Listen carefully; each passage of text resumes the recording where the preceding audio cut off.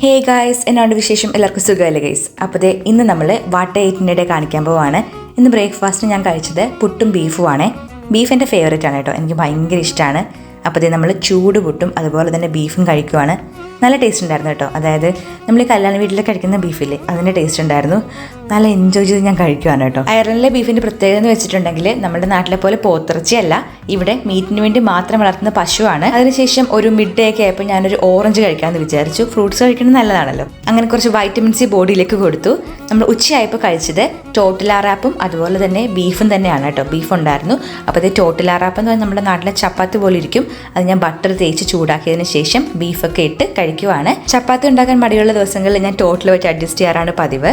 അതിനുശേഷം വൈകുന്നേരം ആയപ്പോൾ സ്പെഷ്യലി ബിരിയാണി ഉണ്ടാക്കിയിട്ടുണ്ടായിരുന്നു. അതും ചിക്കൻ ബിരിയാണി.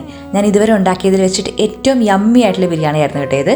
നല്ല ടേസ്റ്റ് ഉണ്ടായിരുന്നു കേട്ടോ, നല്ല റിച്ച് ആയിരുന്നു. കാഷ്നട്ടും കിസ്മസൊക്കെ കാര്യമായിട്ട് ഇട്ടിട്ടുണ്ടായിരുന്നു ഈ ഒരു ബിരിയാണിയിൽ. പിന്നെ പപ്പടവും സാലഡും ഒക്കെ ആയിട്ട് കാര്യമായിട്ട് കഴിക്കാമെന്ന് വിചാരിച്ചു. ഞാൻ എന്ത് ഫുഡ് ഉണ്ടാക്കിയാലും പരിശുദ്ധ അമ്മയോട് പ്രത്യേകം റിക്വസ്റ്റ് ചെയ്തിട്ടാണ് ഫുഡ് ഉണ്ടാക്കാറ് കേട്ടോ. അതുകൊണ്ട് തന്നെ നല്ല ടേസ്റ്റ് ഉണ്ടാവാറുണ്ട്. അപ്പോൾ ഈ ബിരിയാണിയുടെ റെസിപ്പി ആണെങ്കിലും എൻ്റെ മനസ്സിൽ തോന്നിച്ചിട്ട് ചെയ്തതാണ് കേട്ടോ.